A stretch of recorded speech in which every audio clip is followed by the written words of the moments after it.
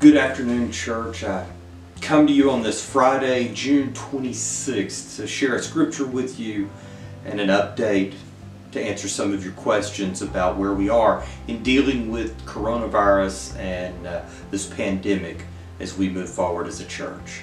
The scripture I'd like to share with you comes to us from Paul's second letter to his young protege, Timothy. Paul has been encouraging Timothy in the faith that he's received from his mother and his grandmother and actually made his own faith. Then Paul reminds young Timothy, "For God has not given us a spirit of fear and timidity, but of power and love and self-discipline." God has not given us fear. He's given us power, love, and self-discipline as we face these troubling times. If you're like me, you've seen the news that COVID-19, this novel coronavirus, is spreading throughout Texas, and we've had an uptick in cases here in Brown County. Well, here in Brown County, we've only seen 6 new cases this week. We have to remind ourselves that those 6 new cases are more than we've seen in the previous 4 weeks combined. According to Governor Abbotts' statement Monday, this virus is spreading at an unacceptable rate across Texas. Furthermore, Governor Abbott has begun to slow the reopening of Texas by limiting outdoor gatherings of 100 or more and placing restrictions on bars, actually closing bars as of today, and reducing the number of patrons to restaurants to 50%. The facts, according to World Meters, a source that has been deemed accurate and reliable and factual by numerous parties, both Fox News and CNN, agree that this is a source, an accurate source. World Meters has recognized the spread of coronavirus and the increase in mortality rate, and now shows a mortality rate for this virus of 11%. Comparing that to the flu, which I have done early on in this the pandemic that we find ourselves in, the 2019-2020 flu season only shows a 0.15% mortality rate, but this virus shows 11%. Now, true, that means 89% of the people who contract this virus are going to recover and are going to do fine. But that is far less than the percentages we were told early in the virus as we began to learn about it in January, February, March, April, and even into May. All of that said, we are a people of faith. We are not driven by fear. We can use facts to make educated decisions, but fear is not a driving factor in what we do as followers of Jesus Christ. Now, Joey and I have both received questions over the last couple of days about what we are doing as a church. We've reviewed our guidelines and procedures and the phased reopening that we started on June 1.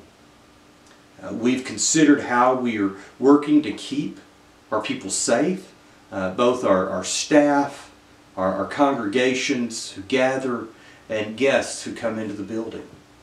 And based on the information we have at this time, Joey and I agree that we will continue meeting for worship. And we will continue to encourage small groups to gather safely for discipleship and Bible study. As of today, we have no knowledge of anyone infected with coronavirus having participated in face-to-face worship. Furthermore, we have no information or knowledge of any church member having tested positive for coronavirus. And even if we did, that's the very reason we have put in place the procedures, the protocols, the guidelines as we came back to worship.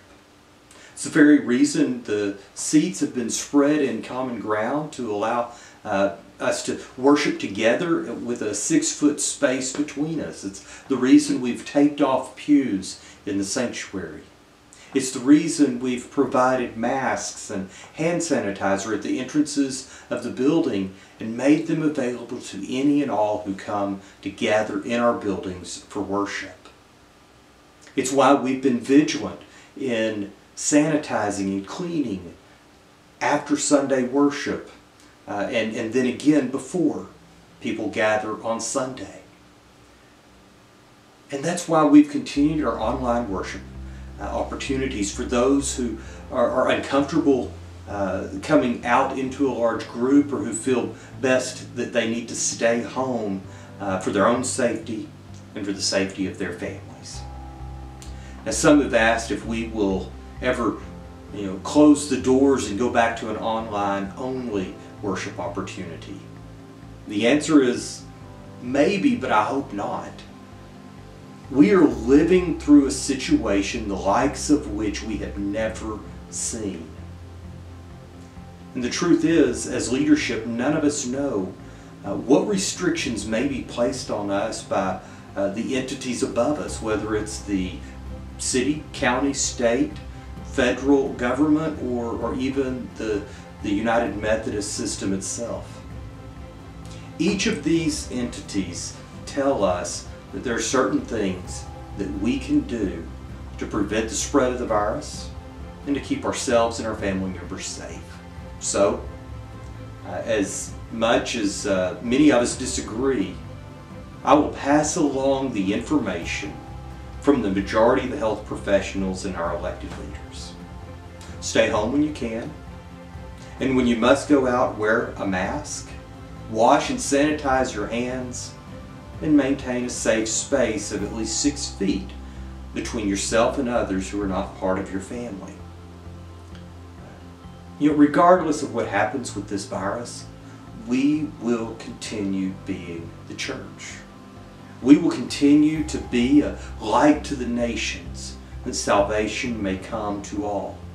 We will continue to be a church who makes disciples, new disciples of Jesus Christ for the transformation of the world by helping others to know, love, and serve God. And we do this as a people of faith, not a people driven by fear. So I hope you will join with me in continuing to pray for our community, to pray for our nation as we live through these difficult times, whether it's the protests or the pandemic, whether it's the racial injustice we seek to see an end to, or the illness that some fear and we all know has changed our nation. Joey and I look forward to worshiping with you, gathering with you to offer our praises to God, to celebrate what God has already done in our lives and continues to do in our life. And we'll see you on Sunday, online or in person, as God continues to move in this place that we call First United Methodist Church.